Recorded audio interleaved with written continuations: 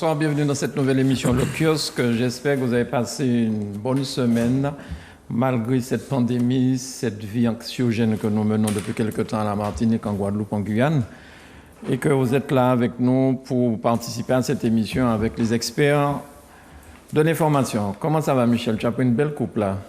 Mon cher, tu as devant toi une victime collatérale du confinement. C'est-à-dire que j'ai acheté une tondeuse et vous voyez les trous que je me suis fait dans la tête. Parce que la première question qui m'est venue, qui t'a coupé? C'est toi-même alors? Vous coupez quoi? D'accord. Pas de problème. C'est cette émission dérape. Voilà. Non, c'est... Alors, Ok. ça va. Bon. Ça va. D'accord. Merci beaucoup, Michel. José, bonsoir. Merci d'être avec nous. Bonsoir, Emmanuel.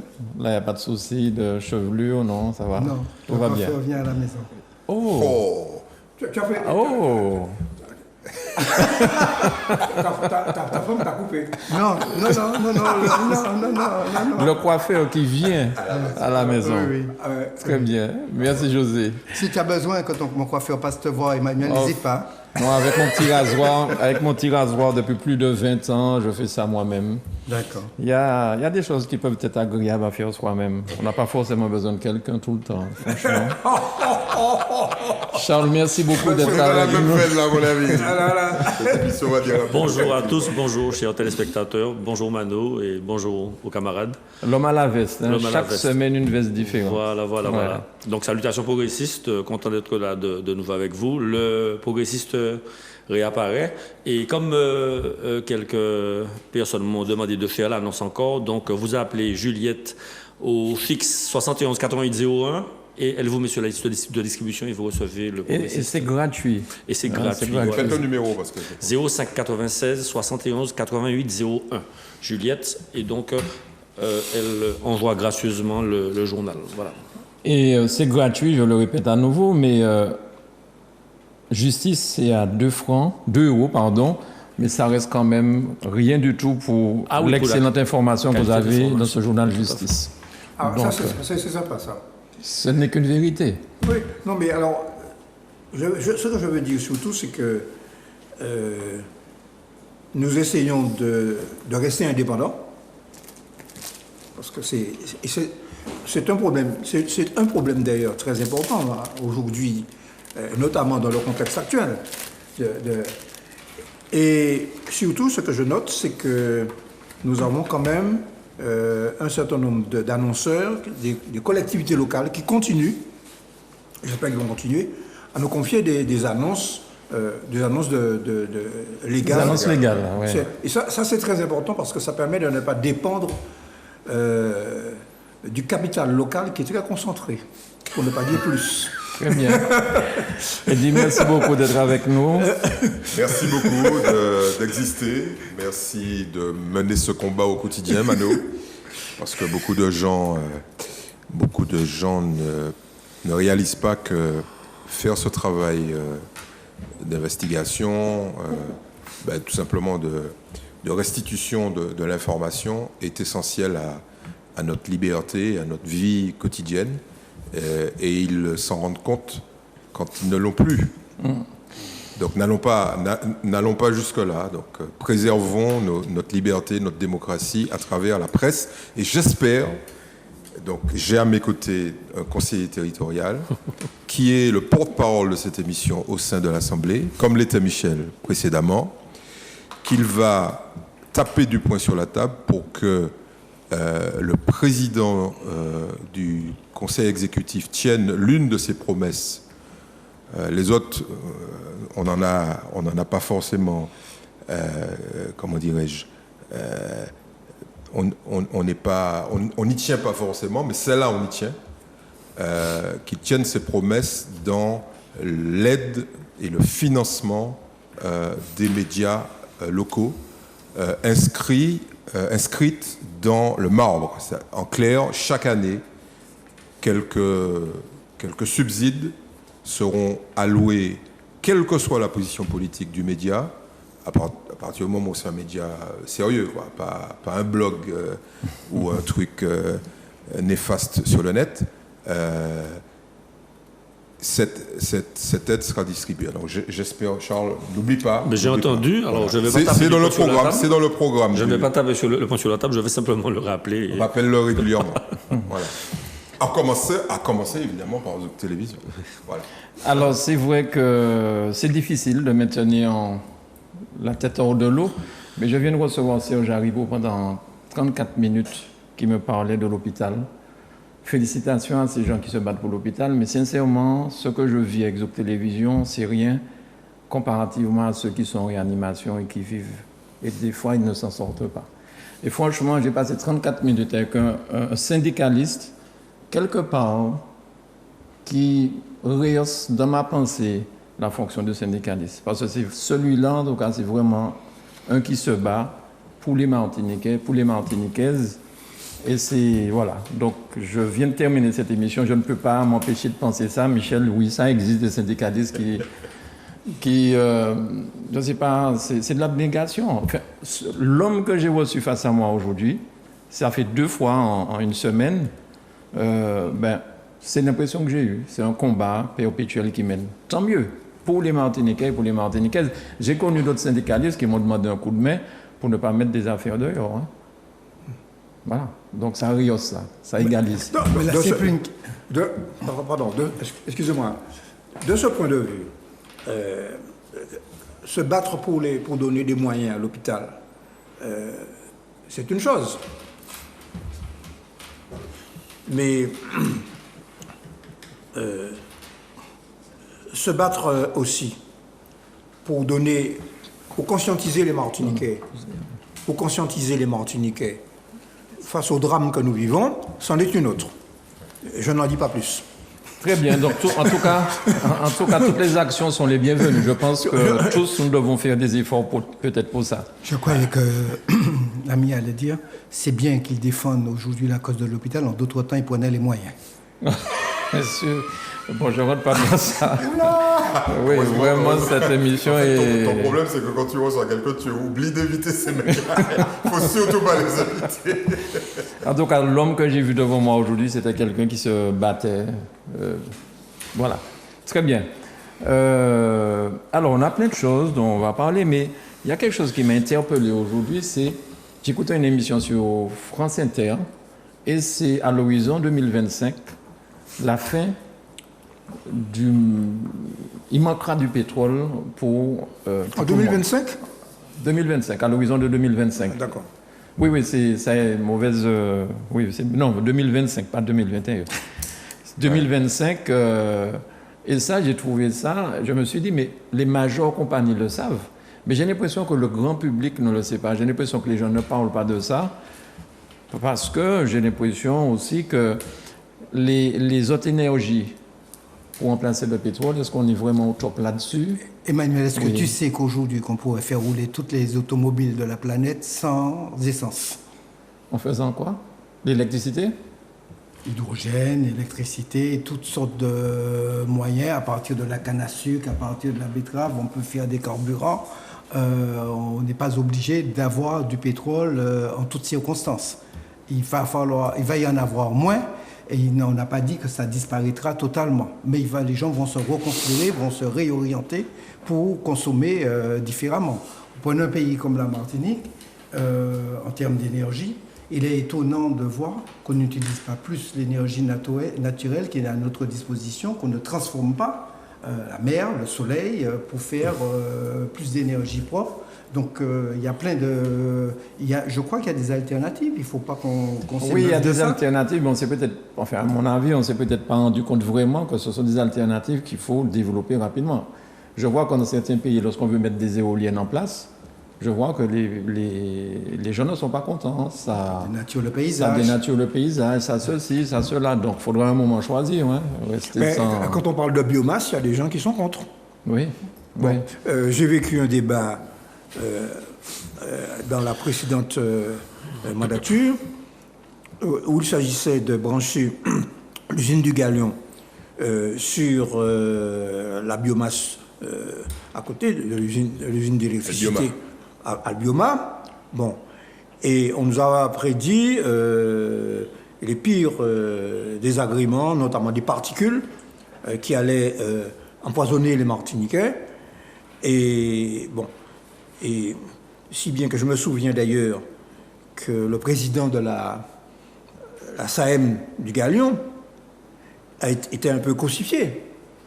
D'un côté, il faisait partie de la tendance de l'Assemblée qui critiquait le recours à Albioma, et de l'autre côté, il se rendait compte que l'utilisation de cette électricité qui venait de Albioma allait permettre au Galion d'avoir une source d'énergie fiable, à un coût abordable.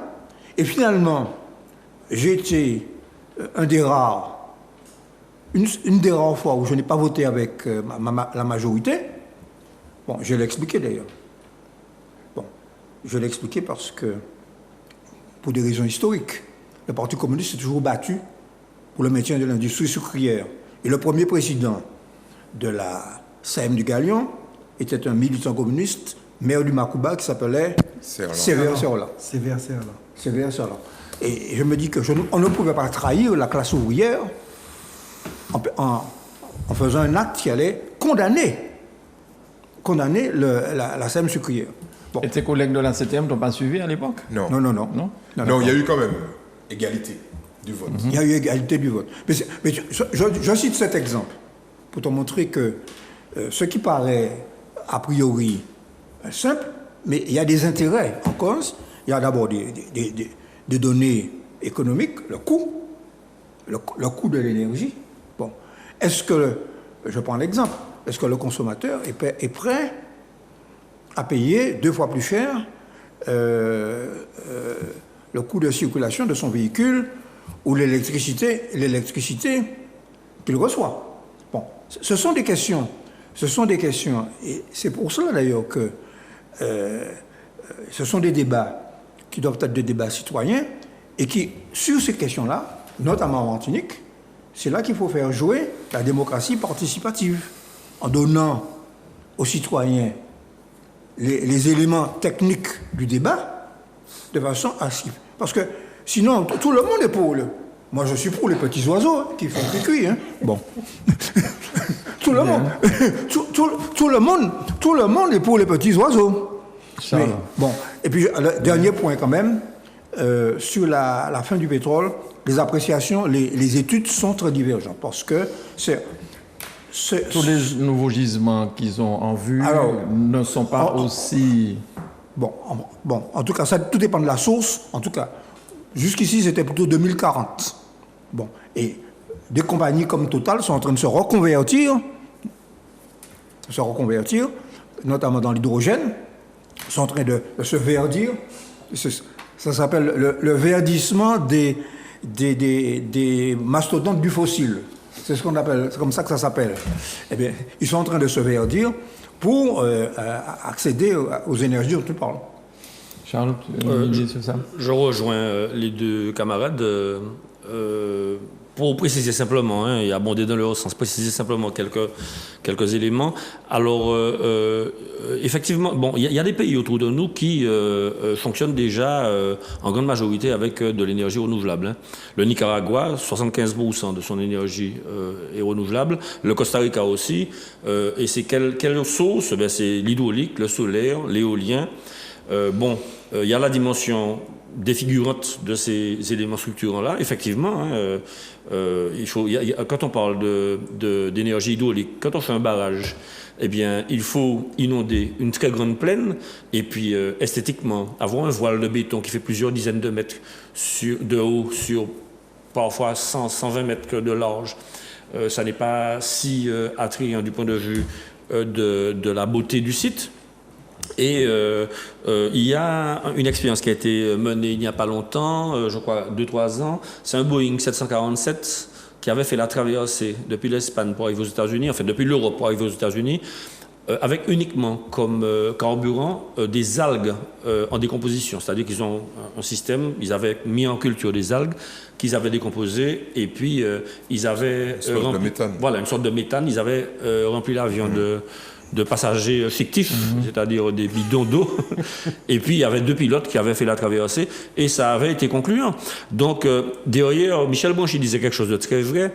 En fait, pourquoi est-ce que, pour l'instant, ce n'est pas encore orienté dans le sens?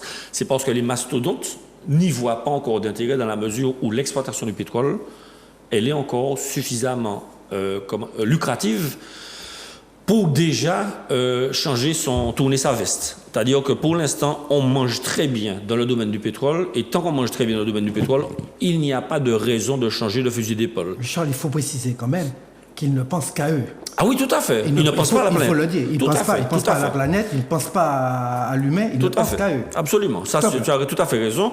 À l'époque, ils ont fait une usine marémotrice dans la Rance. Je sais que vous avez entendu parler de ça. C'est le courant de marée qui, en montant, tournait des turbines et en redescendant, tournait des turbines. Et on était content de cette expérience-là. Bon, alors en Bretagne, vous avez une différence entre les hautes et les basses marées qui est le marnage est assez important, donc on peut effectivement faire ce genre d'aménagement-là. En Martinique, c'est de l'ordre de 50 cm, donc ça ne sera pas possible.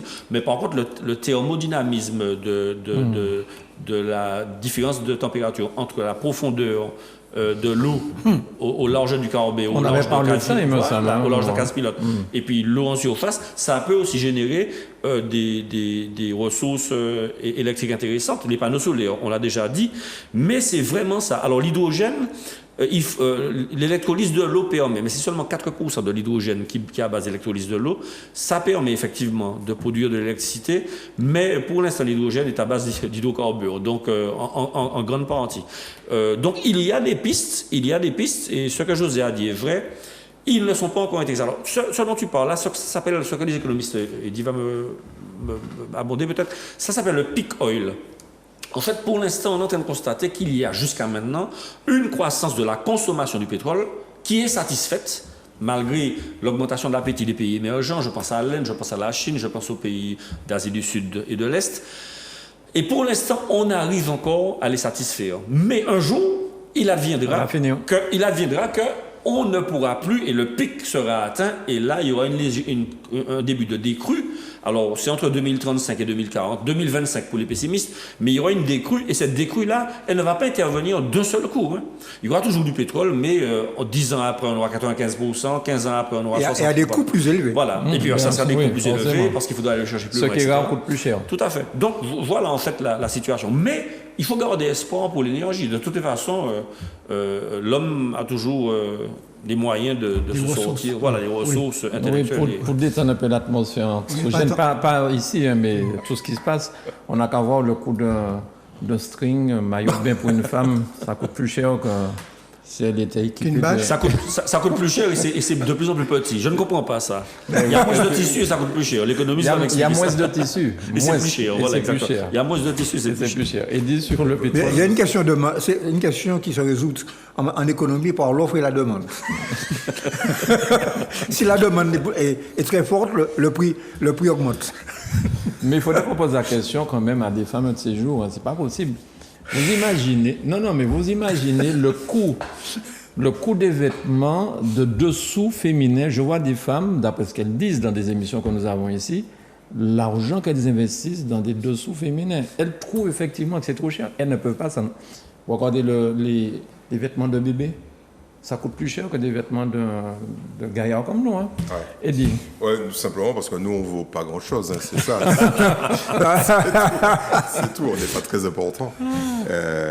Mais pour revenir à cette histoire, je pense que j'irai davantage dans le sens de Michel pour dire, il ne faut pas non plus qu'on se fasse trop d'illusions. Hein. C'est d'abord des intérêts économiques, mais c'est aussi des stratégies politiques. Si les politiques avaient décidé qu'on ne faisait plus, qu'on n'utiliserait plus la matière première hydrocarbures pour satisfaire nos principaux besoins en énergie, ce serait fini depuis très très longtemps. Regardez ce qui est en train de se passer pour l'automobile. L'Union européenne a dit, messieurs, c'est fini. Cette histoire de diesel et d'essence, arrêtez de nous raconter des conneries. Donc en 2030, par exemple en Allemagne, aucun véhicule thermique ne sera fabriqué. Aucun véhicule thermique ne sera fabriqué à partir de 2030. 2030, c'est demain. C'est demain. OK? Bon, donc ça veut dire quoi? Il y a des décisions politiques qui vont être prises et qui vont ramener les majors dont on a parlé là, les compagnies pétrolières, à choisir d'autres types de ressources. Et Total, effectivement, la seule major qui ne fait pas trop d'efforts, c'est Exxon pour l'instant. Exxon, ouais. Mais à mon avis, ils vont y passer. Mais des gens comme British Petroleum, comme Shell, comme les compagnies chinoises, etc., comme Total, ont déjà basculé. Ils vont vers... Ce ne sont plus des fournisseurs d'hydrocarbures raffinés ou de gaz, ce sont des fournisseurs d'énergie. Voilà. Et ils viennent en concurrence totale avec quelqu'un comme EDF. Enfin, je dis quelqu'un, une entreprise comme EDF. Et EDF va se retrouver une énorme entreprise sur le secteur de fourniture d'électricité comme EDF va se retrouver un nain quand les gens qui sont dans le secteur pétrolier vont dire, bon, nous, on n'est pas fournisseur de pétrole, on est fournisseur d'énergie. Et c'est des gens qui ont des moyens considérables. Hein. Je veux dire, la première société française, c'est quand même Total. Et c'est des types qui font entre 10 et 15 milliards de bénéfices nets après impôts. Donc tu imagines bien qu'on ne joue pas dans la même cour. Donc la principale mutation, ça va être ça. C'est la décision politique. Donc elle est quasiment prise dans les principaux pays industriels. Et puis derrière, la décision, j'allais dire économique, de changer de paradigme en matière de production d'énergie. Mais pour que les Martiniquais comprennent bien, les Martiniquais, les Guadeloupéens, les gens qui nous écoutent, si par exemple là, on fait passer la totalité des véhicules martiniquais à l'électrique, il faut multiplier la production martiniquaise par 2,5. Oui. C'est-à-dire que ça ne suffit, on n'aura même pas d'électricité pour s'éclairer si on fournit toutes les voitures qui sont en circulation. Donc vous imaginez bien l'impact en matière de production, de structure industrielle qu'il faut pour passer du pétrole à une énergie verte. Donc ça ne va pas se faire aussi simplement. C'est pour ça qu'ils ont des programmes qui vont sur 10-15 ans. Oui. Entre la prévision et la mise en œuvre, il y a des programmes pour pouvoir permettre la transition. Oui, la transition est possible, mais il faut, et tu as raison d'insister sur ça, les gens vont devoir payer cette transition. Ben oui. Ouais. C'est clair. Ça ne va pas être une transition douce. Hein. On est passé du téléphone fixe au téléphone portable de manière assez souple. Bon, là, ça ne va pas être la même chose. Hein. Il y aura des transformations dans les processus industriels, dans le travail, et dans le volume du travail. Et dans le transport. Bon, je prends un exemple. EDF. Bon. Il y a un problème important, c'est que EDF a une bonne partie de sa production qui est de l'énergie nucléaire. Oui, bon. 75%. Bon, avec beaucoup de techniciens de haut niveau, qui sont quelquefois les meilleurs au monde. Bon. Les travailleurs de l'énergie en France freinent des quatre fers et veulent des garanties concernant leur reconversion et leur emploi. Donc, mais on a connu ça à la chaque fois. Ce sont des... Or, par ailleurs, EDF vend des usines d'électricité nucléaire à l'extérieur, à l'Égypte, à la Chine, etc. Au Royaume-Uni. On parlait la semaine dernière du déficit commercial de la France. La vente d'unités nucléaires par EDF est un des facteurs qui diminue le déficit commercial. Donc, il y a des enjeux. Il y a des enjeux. Ça demande des reconversions, notamment sur le plan du travail. Bien. Alors, on peut très bien, puisque nous sommes dans ça, parler du prix du gaz. C'est 30 € la bouteille. Presque. Oui. Les gens deviennent fous avec ça. Et Michel n'est plus à la 7e. On lui demande pourquoi c'est à ce prix-là. Mais là, le gaz... Oui, mais Michel est en charge de ça à la 7e, entre guillemets, non? Pas du tout. L'essence... Il surveille.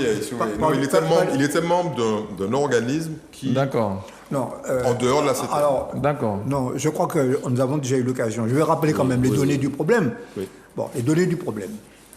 La première chose, c'est que, je le rappelle, la fixation des prix des carburants ne dépend pas du tout de la CTM. Bien non. OK? Bon, par conséquent, ce n'est pas la peine d'écrire les chimie. Pour nous, là aussi, je me sa défense, c'est le préfet. Eh oui. Bon. Par conséquent, c'est le préfet qui fixe le prix des carburants.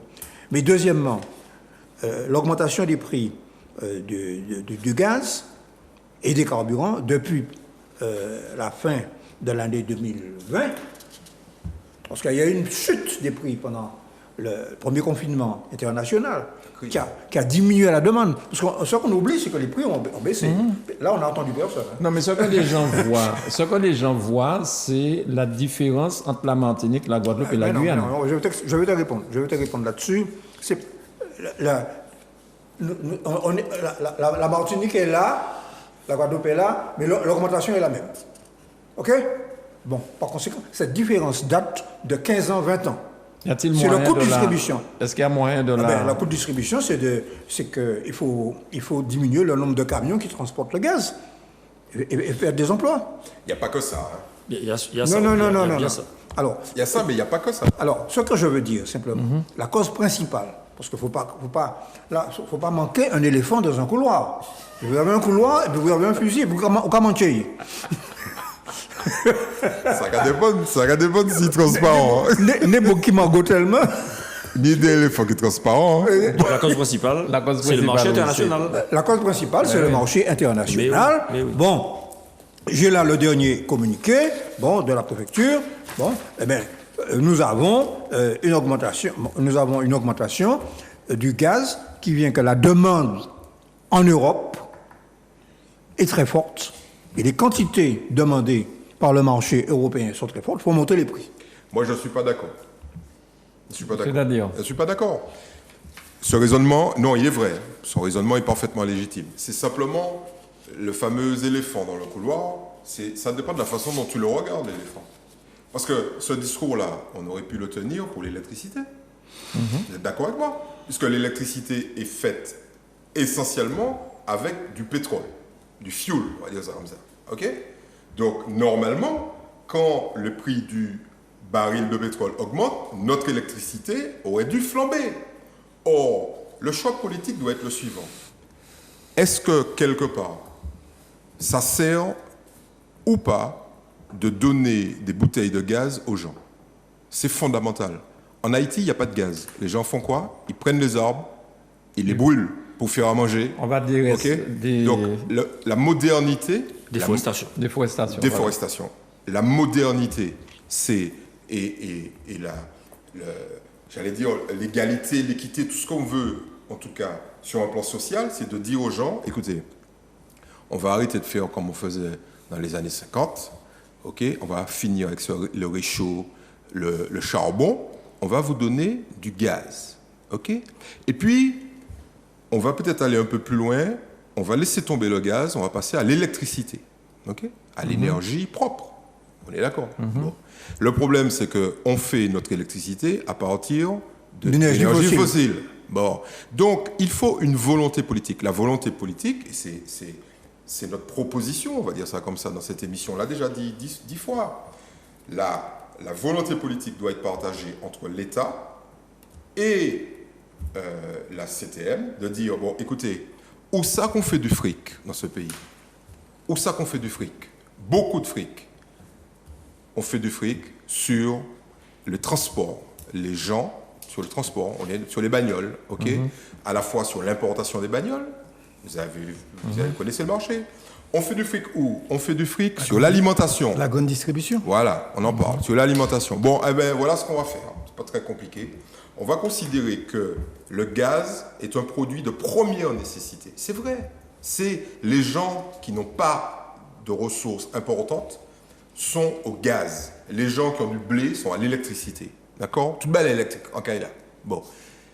Eh bien, on fait en sorte qu'une partie de la population qui a les moyens paye pour celle qui n'a pas les moyens. Paye un peu pour celle qui n'a pas les moyens. Donc, le prix du gaz doit être un prix... Mais ils font ça déjà pour les impôts. Ils font ça pour les impôts. C'est vrai, tu as raison. On avait calculé, quelques pourcents des Martiniquais payent pour tous les autres. Bon, donc c'est pas 2 euros de plus qui fait au mal, on va dire ça comme ça. Donc, nous, ce qu'on propose, et ce qui me paraît évident dans un petit pays comme ça, c'est de dire, la bouteille de gaz, monsieur, elle est subventionnée. Parce qu'il y a beaucoup de choses qui sont subventionnées, dont l'électricité, vous le rappelez. Donc, EDF perd 500 millions d'euros par an. Quelque chose comme ça. 500 millions d'euros par an. C'est pour ça que nous payons le prix de l'électricité ici à moindre coût. Bien sûr. Si on payait le tarif plein pot, ça aurait été... C'est comme les transports. Hein. Ouais. Les transports aussi. Donc, tout est subventionné. La bouteille de gaz, le chiffre d'affaires global du gaz, c'est peanuts. Ok, c'est ridicule. Par contre, dans un foyer, ce n'est pas ridicule. 30 euros, ce n'est pas ridicule. Quand vous avez des foyers, c'est 25%, 30% des foyers qui... Je parle du foyer, pas d'un membre du foyer. Le foyer a un revenu inférieur à 1200 euros net par mois, on peut déjà se poser la question. Mais quand il a un revenu inférieur à 800 euros net par mois, 30 euros, c'est considérable. Ok ? Donc, il y a une décision politique qui doit avoir lieu.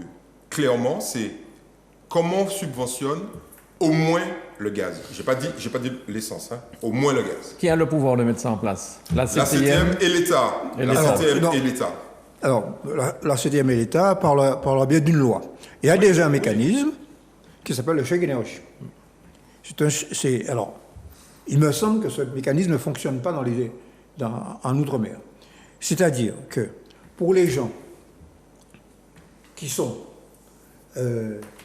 en dessous d'une référence, un certain niveau de revenu, automatiquement... Arrange ton micro, s'il te plaît. Façon t'entendre. Voilà. Alors, pour les gens qui sont en dessous, en gros, de 10 000 et quelques...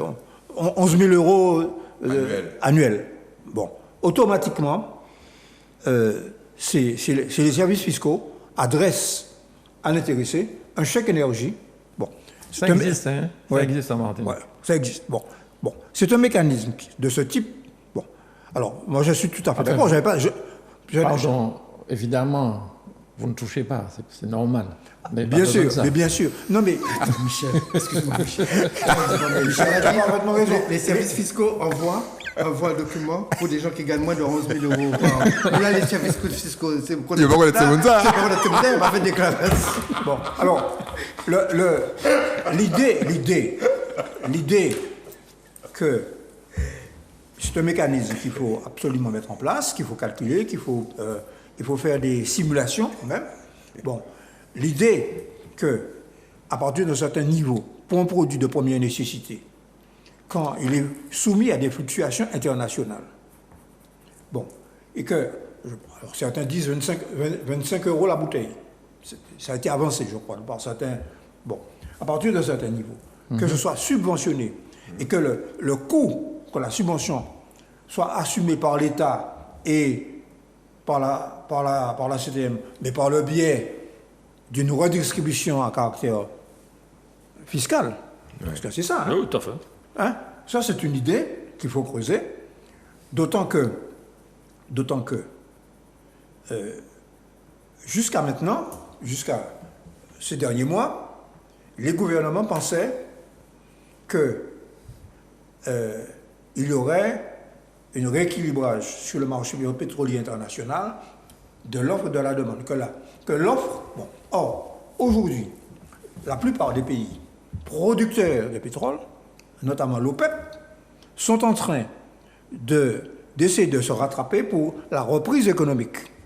Bon, et autrement dit, ils ont tendance à... Alors, il y a l'OPEP, et puis il y a ce qu'on appelle l'OPEP+, c'est-à-dire non seulement l'Arabie Saoudite et puis un certain nombre de pays, mais il y a aussi la Russie et d'autres pays. Et je pense en particulier au Venezuela aussi. Bon. Il y a des pays qui souffrent qui ont souffert de la baisse du prix des carburants. Parce qu'il n'y a pas que les grands pays. Bon. Et puis il y a les États-Unis. Les États-Unis, en dessous de certains prix, ils avaient arrêté la production de carburant à base de schiste. À partir du moment où le prix augmente, eh bien, ils sont susceptibles d'augmenter la production de carburant à partir de schiste, ce qui est une catastrophe pour l'environnement. C'était la politique de Trump. Et tu as parlé d'Exxon. Exxon, c'est le grand financeur de la candidature de Trump. Et On a essayé de mettre ça en France, aussi en France. Hein. Ah, bien sûr. Oui, On a essayé. Ça n'est pas possible. Il y a- Voilà, c'est interdit maintenant, mais ils ont parlé. En France, c'est interdit. Pour le moment, c'est interdit. La production de pétrole à partir de gaz de schiste. de gaz de schiste est pour le moment interdite. Juste pour compléter ce qu'a dit Michel, effectivement, pour les États-Unis, en fait, ça dépend du prix du pétrole. Quand le schiste est intéressant à exploiter aux États-Unis, ils l'exploitent. À partir du moment où le prix du pétrole descend, ils arrêtent et ils achètent dehors. Donc, ils ont un système comme ça. Et puis, je voulais aussi préciser que, concernant l'idée qui est effectivement intéressante, ça serait la subvention au-delà d'un certain prix. C'est-à-dire que Oui. quand le prix dépasse de trop, parce que la précision, si les Martiniquais devaient payer les tickets de transport tels que ça coûte effectivement, ben je ne crois pas qu'ils se seraient déplacés. Hein. Un ticket, quand il est payé 3,20 €, le coût du transport, c'est 7 €, 8 €. Hein. Il y a une très grosse partie, c'est entre 40 et 65%. Avec une péréquation, je finis, avec une péréquation, au nord, ça coûte plus cher parce que les trajets sont plus longs. Dans le centre aussi, parce qu'il y a des embouteillages, ça coûte cher. Donc il y a une péréquation qui fait qu'on essaie de rééquilibrer les coûts de transport de manière équivalente, mais c'est effectivement la CTM qui paie. Hein. Oui. Le calcul a été fait. Hein. David Zobda s'était préoccupé de ça. Sur la CACEM, par exemple, faire en sorte que le transport soit gratuit, c'est 9 millions d'euros par an. Voilà. Donc, personne ne peut me raconter qu'on ne peut pas trouver 9 millions d'euros par an pour faire en sorte que le transport soit gratuit. Sur la bouteille de gaz, je pense qu'il y a une décision qui devrait être prise très rapidement. Pour montrer le chemin, je pense que la CTM devrait voter la suppression de l'octroi de mer sur le gaz. Parce que moi, j'ai entendu le candidat Serge Letchimy parler dans ce sens-là. Hein, Oui. Pendant la Oui, période il ne électorale. faut pas oublier que ça constitue, c'est une partie du prix. Et là, la CTM peut dire, messieurs, nous votons à l'unanimité l'abandon de quitte à faire remonter quelque part des taxes. Par exemple, la CTM touche des taxes sur, Michel va probablement me soutenir, la CTM touche des taxes sur le paquet de cigarettes. Qu'est-ce que vous préférez? Moi, je préfère taxer le paquet de cigarettes et détaxer la bouteille de gaz. Vous êtes d'accord avec moi? Ben Au oui. moins sur ça. Ben oui. Bon, péter ces messieurs, vous voyez le coût que ça représente pour les hôpitaux? Ben oui. Les gens qui sont malades du tabac? Ok. Donc il y a un moment, il faut choisir. Et c'est là que c'est intéressant la politique. Puisque tu as le choix. Et on va voir si la Chimie a le courage politique de dire, bon, ça suffit. On Parce arrête qu'en ça. France, les gens vont dans d'autres pays limitrophes pour acheter des cigarettes, mais ici, à eux, aller de ce côté. Sur le plan de la mécanique. Oui. Et puis après, on passe à un autre sujet. Oui, je voulais dire quand même. Oui, vas-y. Je voulais dire que sur le plan de la mécanique institutionnelle, pour avoir été dans les couloirs des prises de décision, il me semble que c'est quand même, ça demande des décisions au niveau de l'État français.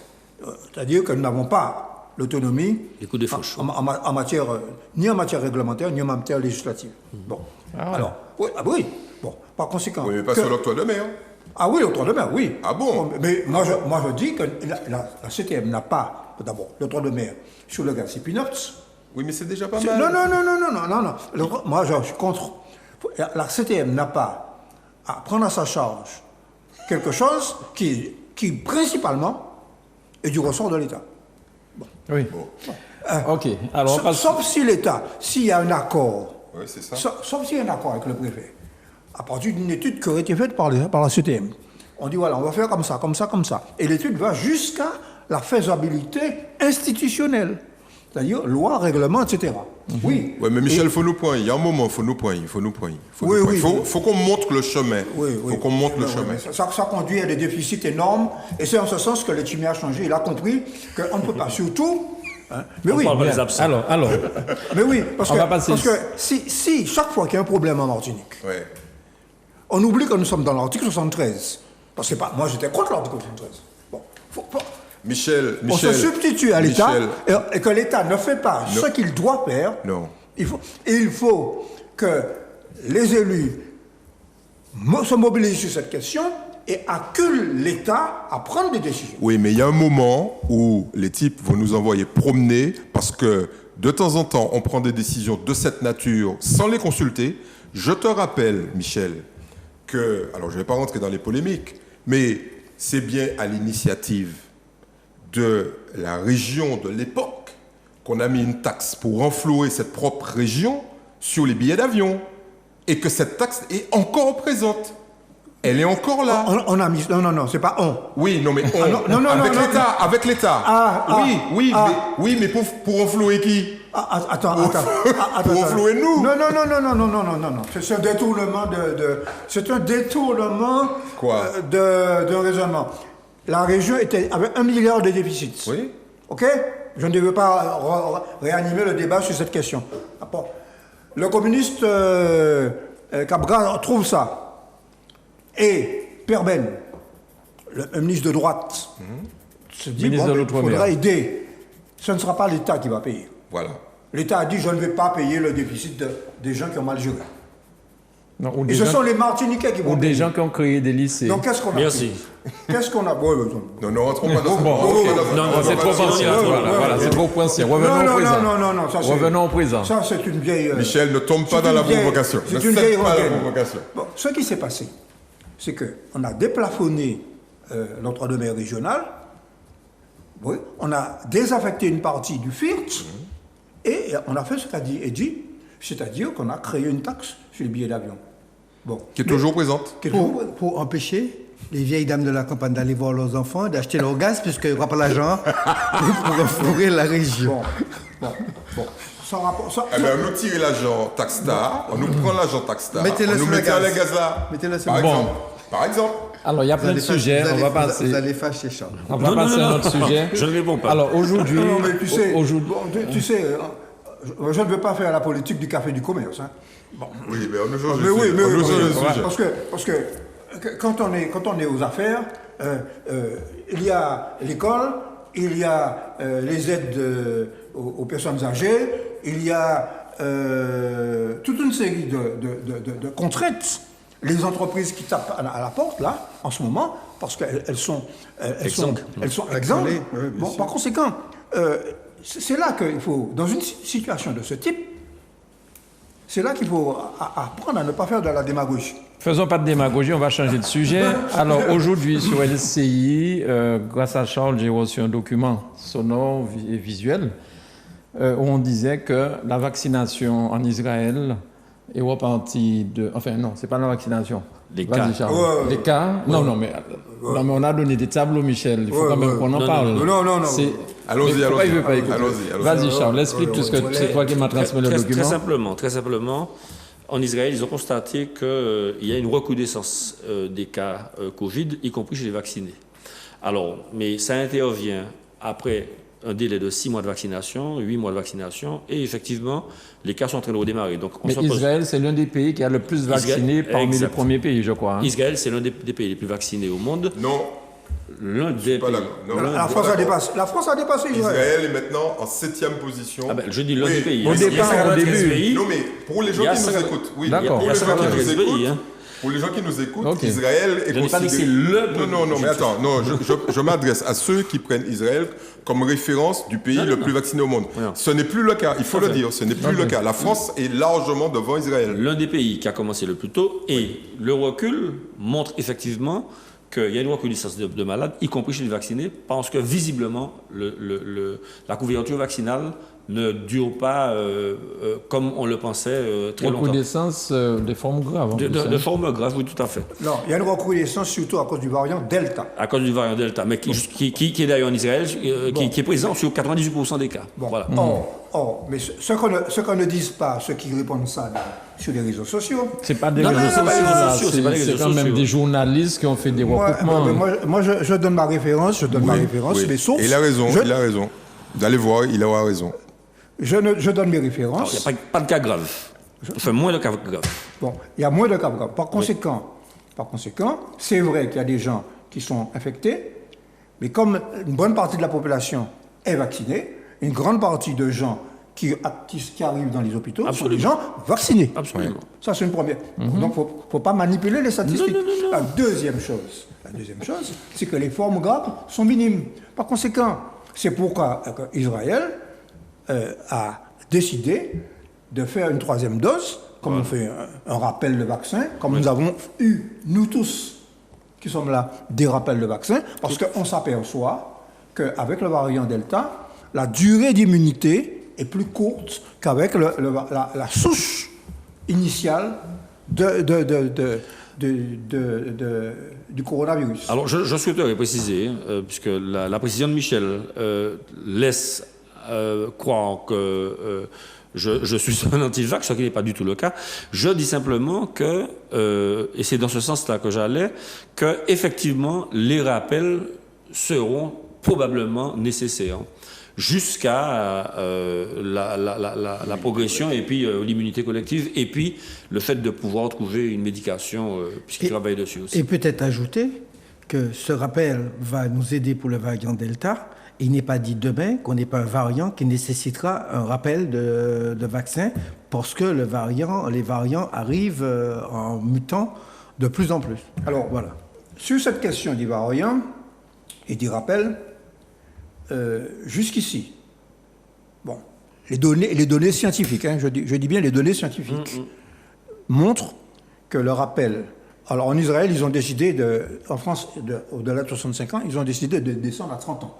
Bon, par conséquent, chaque pays a sa politique. Bon.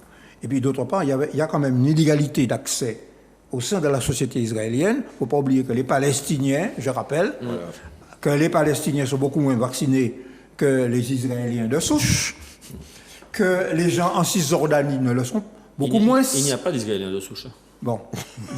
Mais ceux qui se considèrent comme de souche, comme les... Non, mais même les Arabes israéliens sont moins vaccinés vaccinés. que les Arabes israéliens. Citoyens israéliens sont moins vaccinés que... Oui, que les Israéliens. Ce sont des données quand même... Alors, Mais oui. Si vous permettez, les gens attendent malgré tout qu'on leur dise ici. Oui. Ici, Israël, c'est bien. Ils ont été précurseurs, ils se sont vaccinés grandement. Ici, il faut rappeler aux gens qu'il faut qu'ils continuent à aller se faire vacciner. Nous sommes qu'à 24 ou 25% peut-être depuis hier soir. On est à 33% d'un primo-vaccin. Voilà. Mais de la 24% à population. peu près. On est parti de très très bas. Je sais. On est parti de mais 18.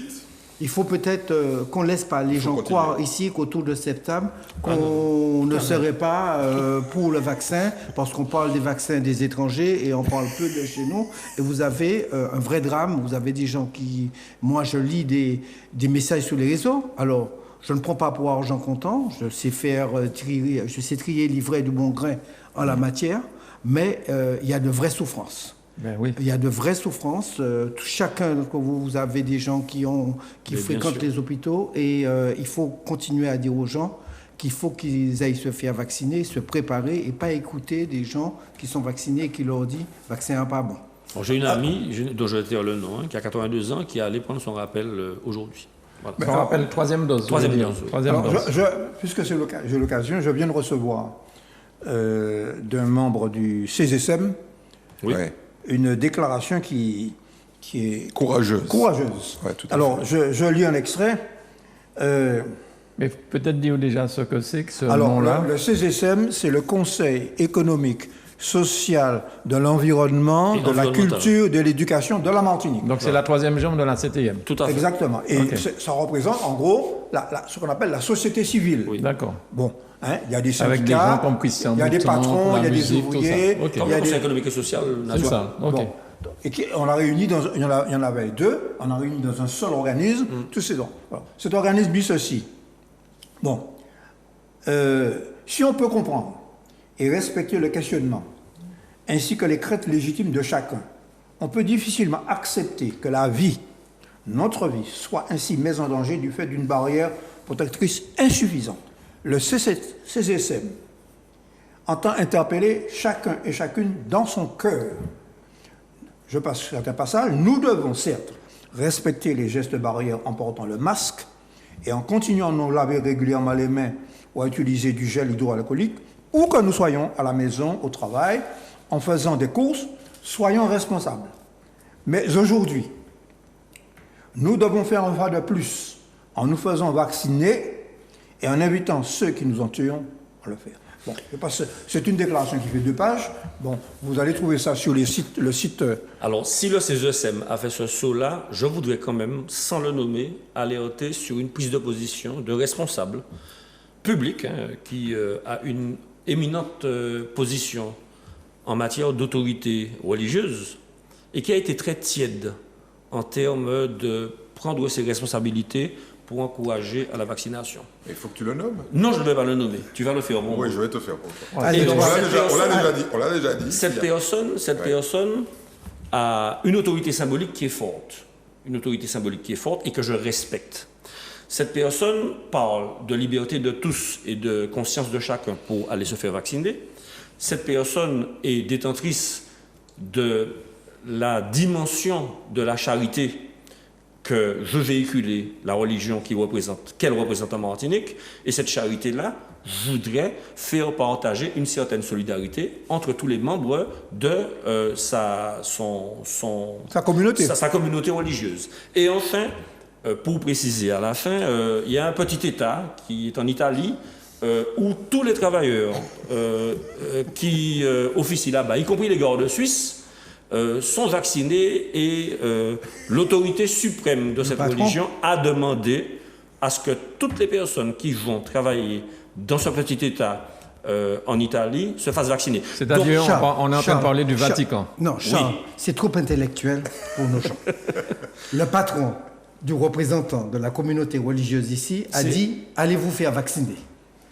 C'est ce que tu dis, non? Non, tu parlais du pape? Non, je ne parlais pas du pape, je parlais de l'autorité religieuse. Oui, mais le petit État dont tu parles, c'est le Vatican. C'est le Vatican. Le pape a dit d'aller se faire vacciner. Donc le patron de l'autorité locale a dit allez vous faire vacciner. Le patron il faut dire les choses. Le patron de David Macaire lui a dit, ainsi qu'à tous ses représentants dans le monde entier, arrêtez vagabondagerie, les frères. Montez en chair et dites aux gens d'aller se faire vacciner. C'est ça. Voilà, allons dire les choses clairement. Bon. Et la tiédeur d'un certain nombre d'acteurs de ce pays va probablement poser un problème de responsabilité. Ah, tout à fait. À terme, parce que qu'est-ce qui se passe? Des responsables, pas tous. Heureusement, ce pays est fait de gens qui ont du courage. Des responsables médicaux. Donc des médecins, des syndicalistes, des hommes politiques, des administratifs, des enseignants, des journalistes, des artistes, des politiques.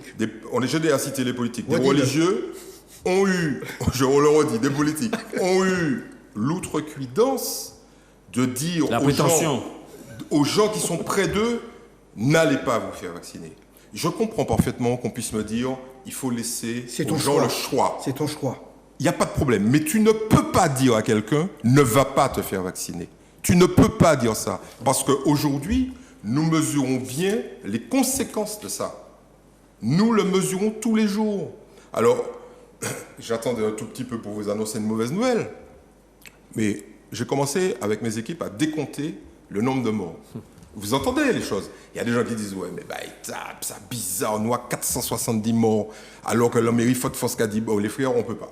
On peut pas, il y a trop de morts, les pompes funèbres disent on peut pas, alors on a commencé à appeler les gens. Je suis désolé de vous dire que le 470 morts officiels qu'on vous dit là, ça c'est de la plaisanterie. Au total, on a dépassé les 1000 morts. Ok? C'est ça la réalité. Donc les gens là qui nous ont dit, qui ont dit à leurs proches, à leurs papas, leurs mamans, leurs oncles, leurs clients, leurs ouailles dans les églises, qui ont dit n'allez pas vous faire vacciner, parfois en toute discrétion, ça, genre, non, pas fait ça, comme ça. M'inscris comme moi, mais non, tirez qu'on l'a pas allé. Ces gens-là, un jour, il va falloir qu'ils payent les pots cassés. Hein. Parce que vous avez vu, on nous a donné 3 semaines de confinement. Alors, je comprends, la politique, il faut communiquer. On dit oui, mais le taux d'incidence baisse, Vous avez vu, ça commence, la communication. Mais c'est normal, c'est de la politique. Comme à l'époque des élections, il fallait aller voter. Oui, c'est de la politique. Ok, ne remettez pas ces gens-là en cause. Par contre, les hospitalisations Continue. et le nombre de morts Continue à ne baissent augmenter. pas. Mais oui, comme on a attendu qu'il y ait 4000 personnes contaminées par semaine, vous imaginez bien que 4000 personnes qui contaminent 5 personnes minimum, ça fait 20 000. Et les 20 000 qui contaminent 5 personnes, ça fait 100 000. 100 000 personnes. 25% de la population serait contaminée et il n'y aurait pas de mort. Donc, il faut, et moi je pense que, Charles, je pense qu'on est arrivé à un stade où il faut nommer, non pas pour maintenant, Je ne nomme mais pas la parce que je veux prochaine, pas stigmatiser. mais il faut Mais stigmatiser. J'ai été touché. Et dit. Je n'ai pas Attends, compris. laissez-moi finir ma phrase. C'est pas pour maintenant que je dis ça, c'est trop tard. Les gens sont contaminés, il y en a qui vont mourir. Quoi qu'on fasse, ils vont mourir. Je pense à la vague qui arrive là, à la prochaine. Parce que qu'est-ce qui est en train de se passer? On va déconfiner les gens. Et on va envoyer 60 000 gosses à l'école. Les 60 000 gosses, ils ne sont pas vaccinés. Hein. 0 vaccination, tu es d'accord avec moi?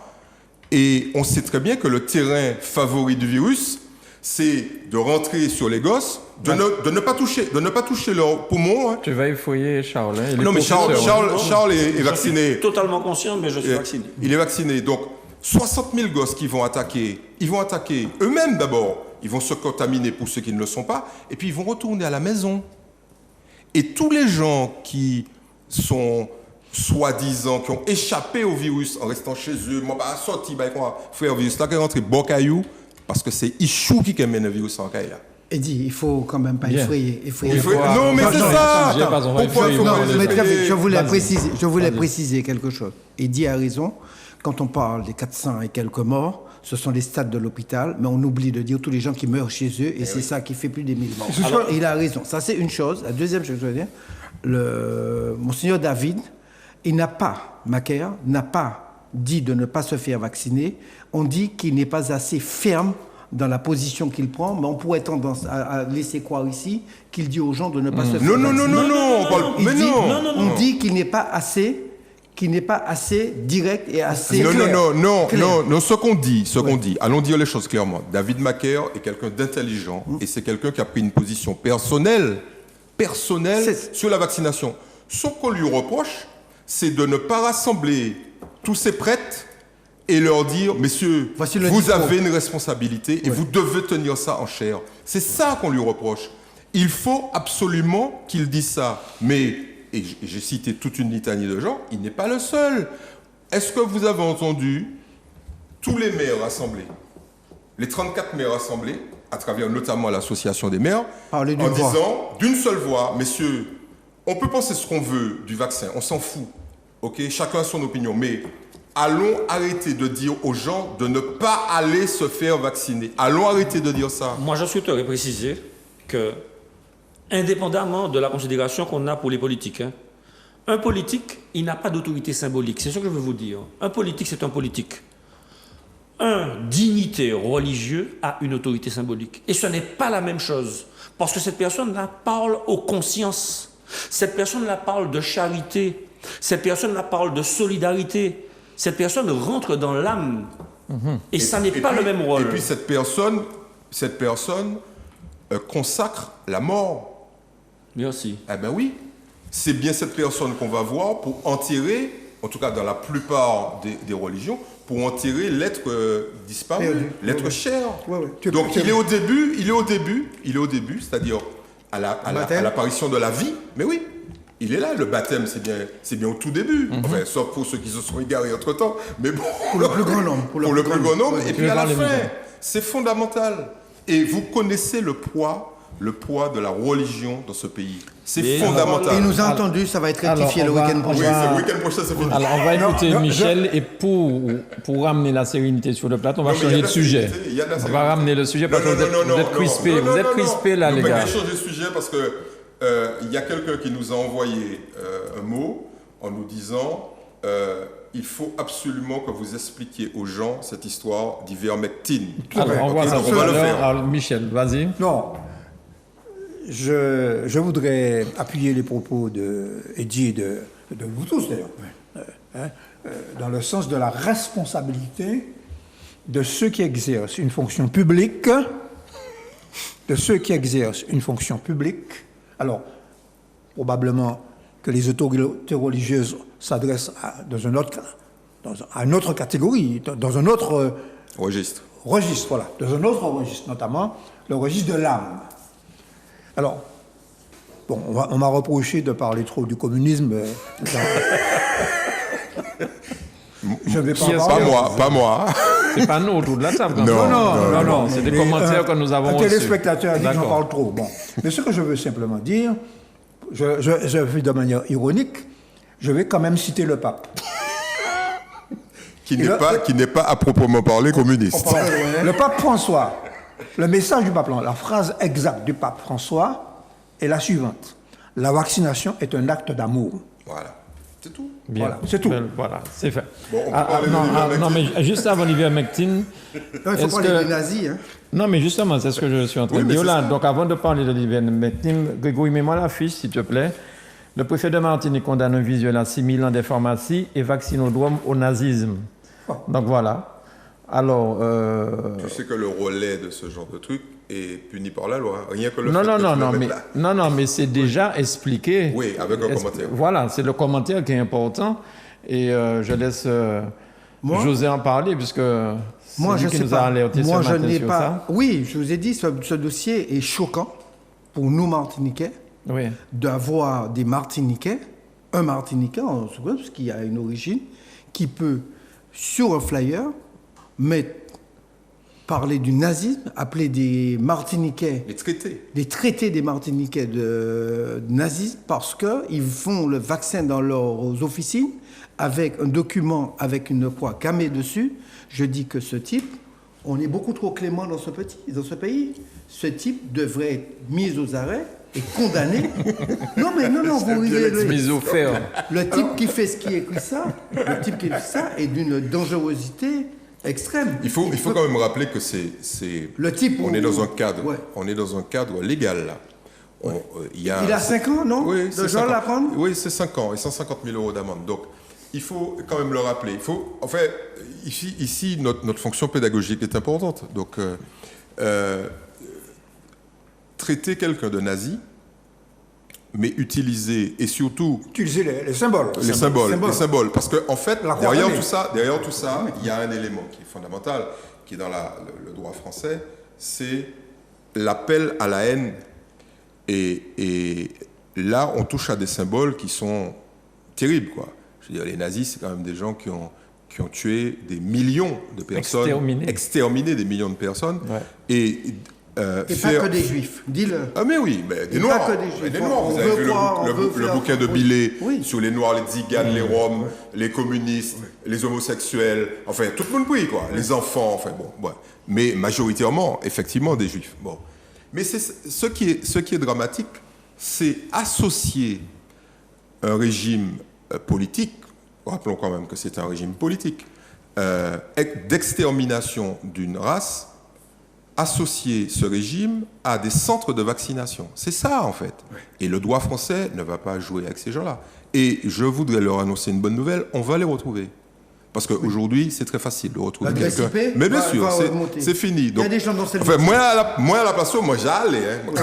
Moi, j'allais. Attends, Michel, je finis. Disons quand même à nos téléspectateurs, pourquoi on dit ça? Parce que le préfet a fait ce qu'on appelle un article 40, c'est-à-dire qu'il a dénoncé cette ignominie au procureur, à la nouvelle procureure qui est arrivée, et probablement qu'il y aura une information judiciaire qui va permettre de retrouver les auteurs de... Donc désormais, messieurs et mesdames, qui faites preuve de prosélytisme anti-vax avec des procédés criminels, nauséabonds, criminels, notamment des appels au meurtre. Je vous rappelle qu'en Guadeloupe, chaque fois on le dit dans l'émission, la jeune femme qui a été attaquée, l'individu qui a attaqué là, il tombe exactement sous ce coup-là. Appel au meurtre, tout ça, ça va être réglé très rapidement. Donc, un petit conseil, on nous calme GA. Okay. Oui, ce que je voulais simplement dire, c'est que ce flyer que tu as décrit, bon, moi je n'avais pas vu. Je n'avais pas vu, hein. Bon. Mais moi j'en reçois du même Acabit. du même acabit. Et ce qui me désole, me fait pleurer, c'est que, je vais le dire l'histoire telle que je pense, hein, des Martiniquais qui se disent patriotes martiniquais. Relais pour des compatriotes martiniquais. Des flyers ou des choses du même genre qui émanent de la fachosphère, ce qu'on appelle la fachosphère. C'est-à-dire, je les nomme, Florian Philippot. Là, tu parles de politique en France. Oui, C'est eux, les Oui, conducteurs Oui, de non, mais l'idéologie. c'est pour eux. bien expliquer aux gens, c'est qui fait quoi Assolino, France toujours. Dupont-Aignan et France. quelques autres. D'accord. OK? Et ce sont tous des personnes qui prétendent être président de la République, hein, je crois. Ce sont des gens qui relaient les théories, ce qu'on appelle les théories complotistes. Mais ils relaient aussi des choses qui relèvent des sectes. Des sectes. Il y a une secte qui s'appelle QAnon aux États-Unis. QAnon. Oui. QAnon. C'est Philippot qui Et a créé alors, ce nom. dans les manifestations en France, quand tu regardes, il y a des gens qui ont dans le dos le symbole Q. Oui. QAnon, c'est une secte Très puissant. qui dit que on a créé le vaccin, c'est pour éliminer une bonne partie de la population. Ce sont des sectes, des individus sataniques. Et QAnon était un soutien de Trump. Ouais, OK? Alors, alors, je ne sais pas s'ils savent ce qu'ils font, parce que Jésus-Christ sur la croix disait, pardonnez-leur, parce qu'ils ne savent pas ce qu'ils font. Mais quand un Martiniquais qui se dit, répète bien, patriote, relaie un discours d'extrême droite, l'extrême droite en France, ce sont les racistes, les colonialistes, ceux qu'on a chassés sur l'aéroport il y a quelques années, quand Le Pen est venu débarquer ici. C'est ça que ça veut dire. Quand vous relayez ça en Martinique, hein, sous prétexte de lutter contre la vaccination, Et puis, je veux dire, même l'affiche est truffée d'incohérences. C'est une espèce de bouillon infâme, pardonnez-moi l'expression, de saloperie. Comparer la vaccination au traitement des Juifs, c'est complètement incohérent. Déjà, Israël a vacciné sa population. Ensuite, tous les Français, on les appelle à la vaccination. On appelle les Martiniquais à la vaccination simplement parce qu'on veut traiter les Martiniquais comme les Français de France. Ils ont aussi parlé de pharmacie, hein, pharmacie, la paronymie, hein, de manière pernicieuse. La RS est devenue la RSS. La RSS. Enfin, mais ce n'est pas un idiot celui qui a fait ça. Hein. C'est un manipulateur. Oui. C'est un manipulateur, donc totalement responsable de ses propos. Ah non, il ne faudra pas aller lui trouver les circonstances atténuantes. C'est là que ça sera marrant. C'est là que ça sera marrant parce qu'on voit très bien le temps de réflexion, le temps de cogitation et le montage intellectuel qu'il y a derrière ça. Parce que c'est un montage idéologique qui a pour but effectivement de manipuler, qui est démagogique à souhait, mais qui est de quelqu'un d'instruit. Hein. Et ça, c'est un facteur aggravant. Ouais. Et cette personne-là, comme disait Eddy, ne va pas s'en sortir à bon compte. Ah non, Eddy va nous donner son nom bientôt. Vous inquiétez pas. Vous inquiétez pas. Oui, alors il y a des types qui disent, alors bon, on n'est pas là pour décoder de manière systématique le discours complotiste. Hein, bon, on l'a fait là parce que il y a quand même. Alors, allons dire quand même ce qui est gravissime dans cette affiche, c'est que cette affiche est nominative. C'est-à-dire qu'elle donne les noms des pharmaciens. Ils auraient pu faire un truc sur les pharmacies, mais non, il y a la liste des pharmaciens qui vaccinent, et les pharmaciens qui vaccinent sont assimilés à des nazis. OK? Alors là, vous imaginez. À mon avis, moi, là, parce que messieurs, moi, j'arrive en côté, parce que là, ça va être très, très difficile. Hein. Vous savez, Eddy, pour ajouter à ce que tu dis, tu as des gens qui pourraient très bien aller attaquer ces hommes et ces femmes dans leurs officines. Bien sûr. Pour leur faire du mal, parce qu'on a dit... Mais c'est déjà le cas en France. En France, il y a des médecins et des pharmaciens qui ont été attaqués, on a tagué leur officine avec des symboles nazis, Et ces gens ont été attaqués. Vous vous rappelez qu'il y a des bureaux de députés qui ont été brûlés avec des slogans nazis autour. Donc on en est là en fait, il manque que ça. Alors pour détendre un peu l'atmosphère, parce que je me sens un peu crispé. Non, je ne suis pas crispé, sauf que je vois qu'il y a plein de choses à dire et que le rapproche. Non, on dit des choses importantes. Non, mais j'ai pas dit le contraire. Les gens veulent entendre ça, ils ont besoin d'entendre ça parce qu'en fait, ils ne savent pas vraiment où aller. Mais il y a quand même une bonne nouvelle, c'est que la vaccination avance régulièrement. Et je comprends le désarroi et la crispation des anti-vax parce qu'ils sont de moins en moins nombreux. Oui, alors... La réalité, c'est ce que j'allais souligner, c'est que la violence, des images, des propos, des termes qui est utilisée est directement proportionnelle au fait que précisément, nous avons cité l'exemple par exemple du CGSM, qu'il y a une partie de la société civile qui jusque-là ne bougeait pas, qui a commencé à bouger aussi bien en Martinique qu'en Guadeloupe. Alors, allons surtout rendre hommage aux Guadeloupéens, parce que mon ami Luc Renette a pris quand même une position extrêmement ferme. Alors, il lit ça quand même au fait que sa mère, et il avoue, il dit c'est ma mère qui m'a dit de parler. Voilà, qui m'a ramené à la réalité. René qu'il n'ait pas écouté plus tôt. Ah ben oui, mais il était quand même vacciné. Hein.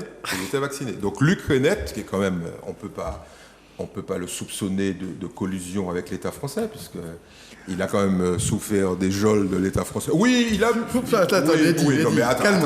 Alors, allons dire que c'est pas un pro-colonialiste. On est d'accord. Bon.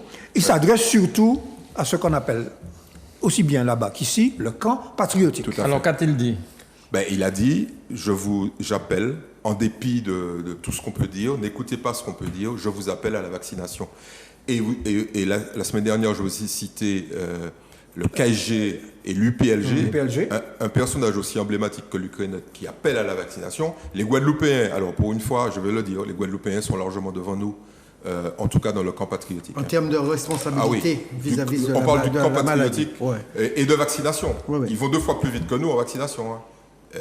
Donc, il faut dire qu'eux, ils sont beaucoup plus contaminés que nous et ils ont commencé à avoir des morts beaucoup plus tôt que nous. Alors, l'ivermectine. Alors là, je dois vous avouer que j'ai découvert quelque chose d'extraordinaire, mais qui est en lien avec un problème que j'ai déjà dénoncé ici. Mano, tu vas sourire.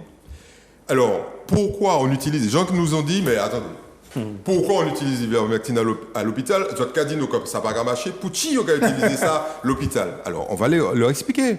Il y a déjà eu des explications du docteur Cabier dans France Antilles. Mais nous avons une petite couche supplémentaire. Quand vous arrivez, parce que vous n'êtes pas vacciné et que vous tombez malade et que vous atteignez un stade grave de la maladie, on vous soigne avec des corticoïdes. Le problème du corticoïde, c'est qu'il baisse. Il fait baisser les défenses immunitaires. Parce que quand vous êtes très malade des poumons, votre corps réagit et votre système immunitaire réagit violemment. Trop d'ailleurs. Il y a un orage. Un cyclone. Un cyclone cytonique, je crois. Exactement. Ouais. Voilà. Donc en fait, les lymphocytes, en fait, les cellules qui doivent attaquer le virus, au lieu d'attaquer le virus, elles attaquent les cellules saines, c'est-à-dire qu'elles attaquent le poumon. Bon.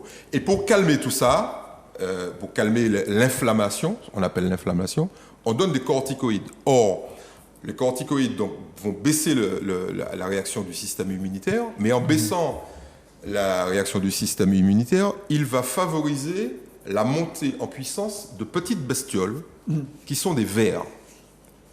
Ce sont des vers ronds. Alors, je vais donner le nom pour que les gens... Alors, ça s'appelle l'anguillulose. Voilà. Ça, c'est la maladie, mais la bestiole s'appelle le strongyloïde stercoralis. J'ai appris ça comme vous. Et c'est endémique aux zones tropicales et c'est particulièrement présent en Martinique. Pourquoi? Parce que nous avons la particularité de vivre les conséquences d'un scandale sanitaire considérable. C'est celui du fait qu'il y a des gens qui pompent les fosses septiques, vous vous rappelez ça? Et qui balancent dans la nature la merde des fosses septiques. Tu veux dire un nom? Le caca? Non. Vas-y. d'accord. Un nom de quelqu'un qui fait ça. Non, je ne vais pas dire ça. Non? Je ne vais pas dire. Ne dis pas ça. Non. On les a déjà condamnés ici. D'accord. Alors, ce sont des entreprises. Ce sont des entreprises martiniquaises. Oui. Avec à leur tête des Martiniquais. Les entreprises qui opèrent en Martinique. En Martinique, ok, qui font ça. On a déjà dénoncé ça, et évidemment, rien ne bouge. Hein. Ça continue. Je vous rappelle que c'est 30 000 tonnes. Alors, qu'est-ce qui se passe? Quand le Martiniquais marche pieds nus, les vers, les larves des vers pénètrent dans sa peau.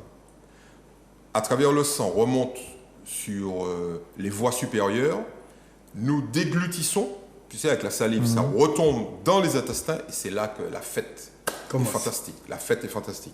Alors, pour éviter que ce parasite n'attaque la totalité des organes essentiels, et je vais vous lire une petite phrase, vous allez voir ce que ça fait, on donne de l'ivermectine, qui est un antiparasite, on a dit la dernière fois. Et l'ivermectine, donc, bousille donc, le ver et permet au corps de retrouver... Alors, je vais vous dire, la maladie, donc on l'a dit, hein, c'est l'angululose maligne, la forme maligne.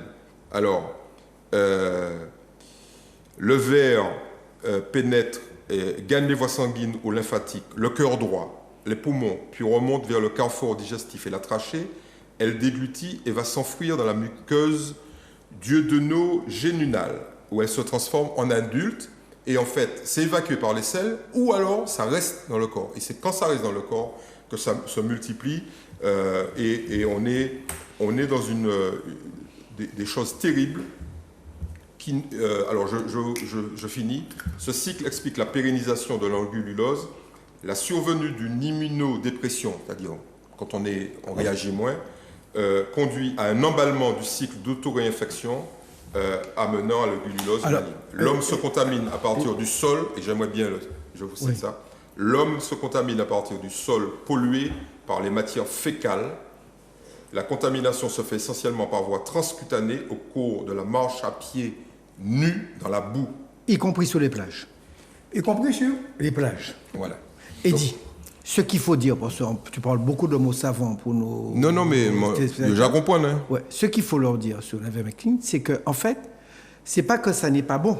Ce qui n'est pas bon, et c'est ce qu'ont dénoncé les Américains, qui disaient, vous ne pouvez pas vous auto-administrer ce médicament qui est fait pour les chevaux et pour les bœufs. Et les bœufs. Vous ne pouvez pas vous l'auto-attribuer, ingérer. Il faut que ça soit fait sous la forme humaine du médicament. Exact. Et sous contrôle médical. Et avec certaines qu'est-ce doses. que disait? Et à des doses acceptables pour l'homme, mais à des doses contrôlées par la médecine. Ce que j'avais vu dans une plateforme bidon d'un mouvement qui n'a pas eu lieu, c'est qu'il disait il faut que ça soit en vente libre dans les pharmacies, Oui. comme on peut acheter des floupes ou des sodas. Non, ça ne peut pas être en vente libre. Tu ne peux pas décider d'aller te prendre des cachets d'ivermectine et de te les prendre. Il faut que ça soit sous un contrôle médical. Non, c'est pas que ça n'est pas bon, c'est que ça n'est pas Ça ne bon sert pas, pris voilà. n'importe comment. Alors, en réalité... Il faut expliquer ça aux gens. En réalité, Michel. l'ivermectine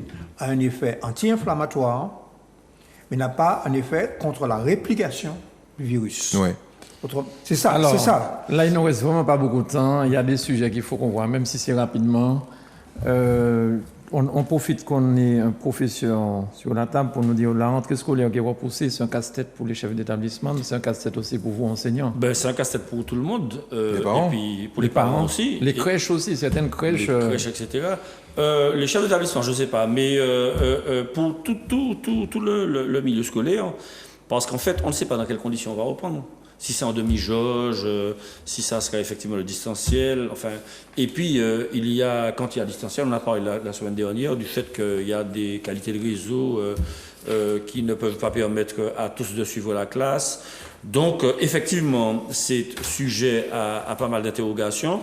Mais les agents sont des personnes dévouées. Ils vont s'y employer, ils vont tâcher de faire le maximum. Et puis les professeurs aussi, on va faire le maximum pour essayer de rendre la rentrée la plus faisable et la plus normale possible. Alors, la date de rentrée, c'est quand? C'est en distanciel pour nous, c'est le 8. C'est mercredi prochain. mais visiblement c'est le 13 pour les élèves. Alors, comment ils seront accueillis? Je pense que ça serait une décision du chef d'établissement et propre donc avec son conseil d'administration.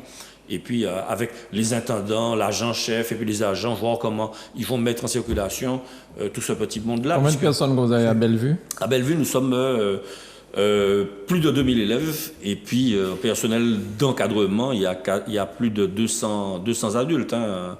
Voilà, c'est 2400 personnes sur le site. Voilà, c'est une ville. Hein. C'est une ville. Oui, c'est surtout une bombe atomique sanitaire. Mais c'est surtout qu'on est confiné jusqu'au 19 et que les parents ne pourront pas emmener leurs enfants à l'école. Alors, je voulais préciser que... On l'a dit la dernière fois. Je voulais préciser quand même que les pédopsychiatres sont aussi très inquiets.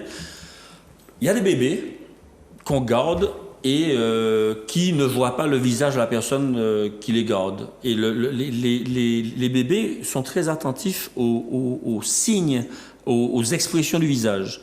Pareil pour l'enseignement. Oui, à cause du masque. À cause du masque. Pareil pour les enseignants. Hein. Les enseignants qui, notamment pour les petits, font des signes du visage qui sont expressifs et qui permettent aux enfants d'apprendre. Et les pédopsychiatres disent que 70% de l'effet cognitif ne vient pas essentiellement de ce qu'on a enseigné du point de vue verbal, mais vient du fait de ce qu'on a communiqué à l'enfant. Ouais. Et la dimension communicative, avec un masque, c'est détestable. Voilà les vrais sujets. Là. C'est pas tellement la logistique et les tendances, hein. C'est surtout le fait d'avoir des enfants qui sont aveugles, hein, du point de vue de l'apprentissage. C'est ça qui est difficile. Il faut quand même rappeler que dans ce cadre-là, c'est peut-être un truc collatéral, mais il n'y aura pas de cantine. Hein. Vous êtes conscient de ça? Non, je n'y ai pas pensé, mais c'est vrai. Il n'y aura pas de cantine. D'accord. Ok, il n'y aura pas de garde.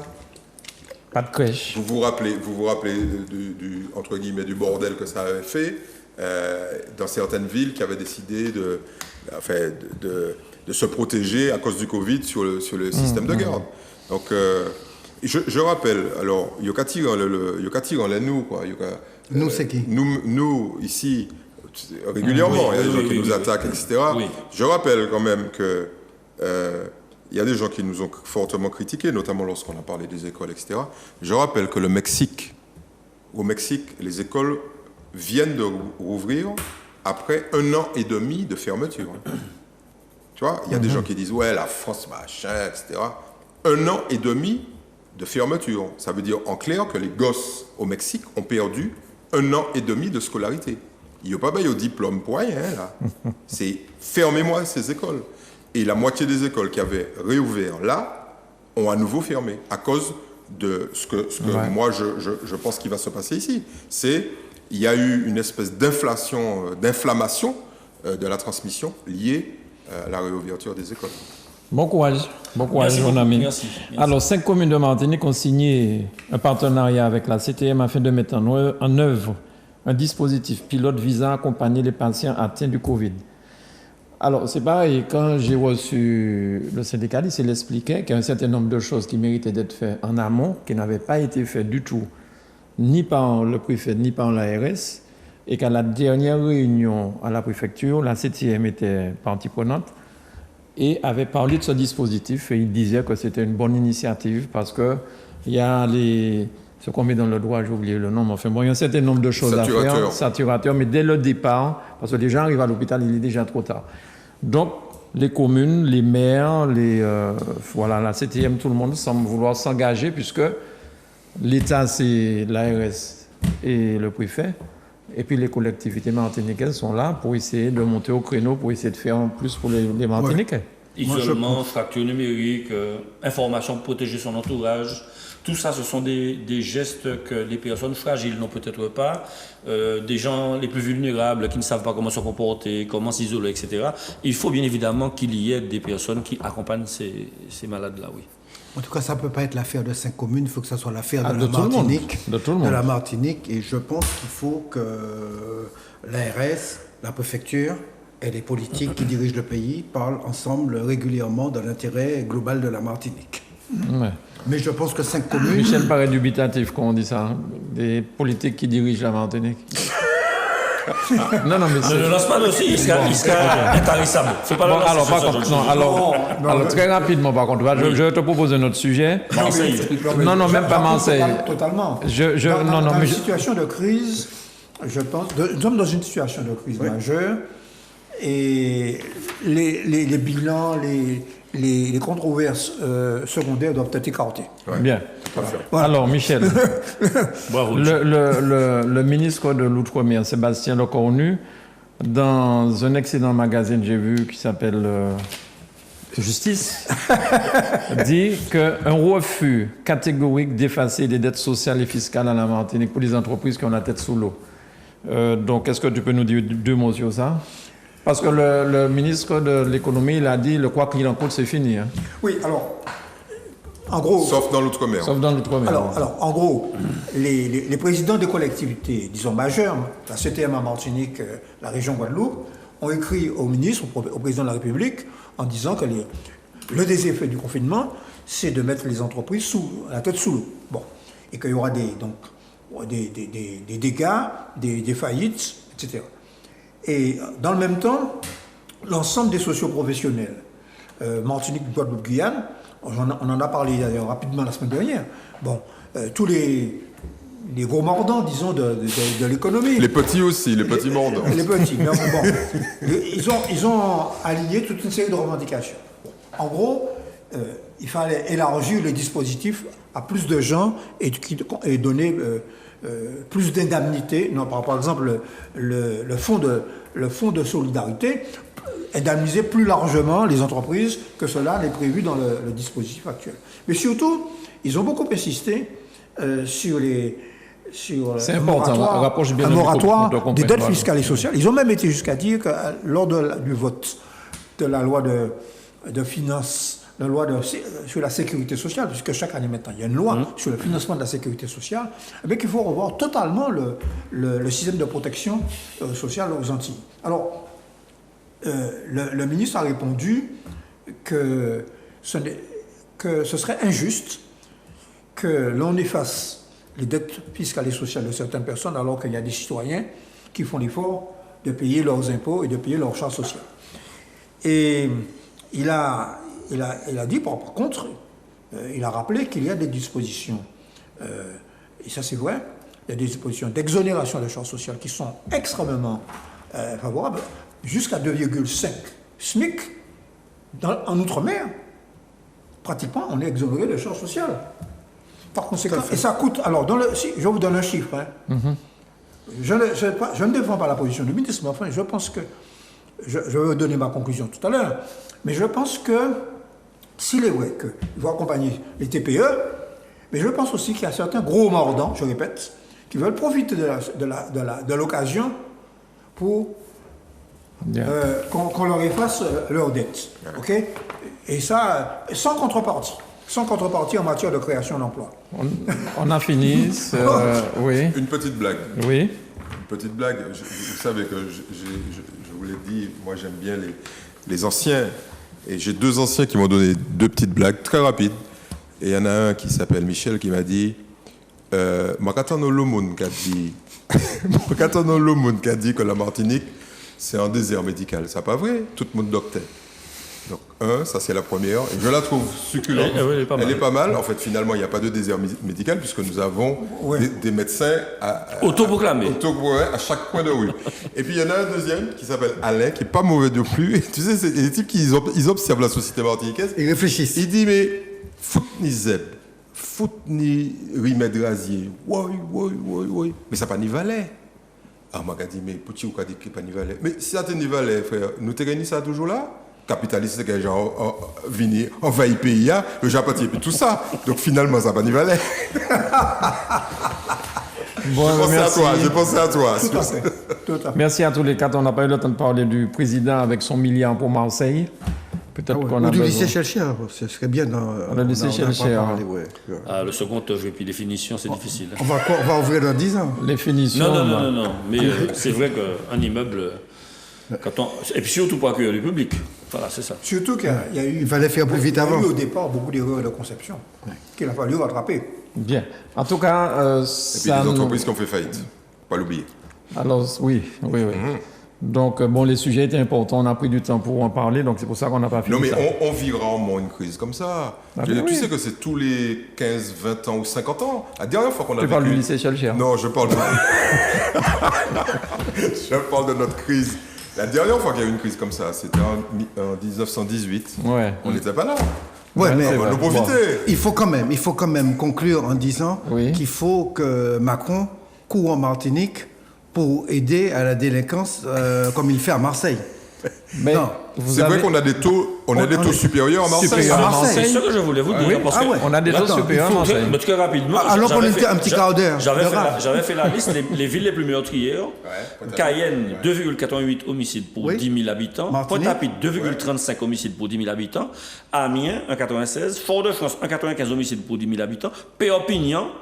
Et puis Marseille ne vient qu'après. Oui, oui. C'est ça la réalité. Oui. Et quand on me dit Marseille, je me dis, je remarque que sur les villes que je vous ai citées là, il y en a pas mal qui sont d'outre-mer. Hein. Oui. Voilà. Alors, il y a Louise Hébert qui me disait aussi aujourd'hui, Tu les vois il y avait... mais C'est ils le viennent, centre, de la Martinique. qui est Alors, ici. il me disait ce matin qu'à Marseille, il y a eu un tué.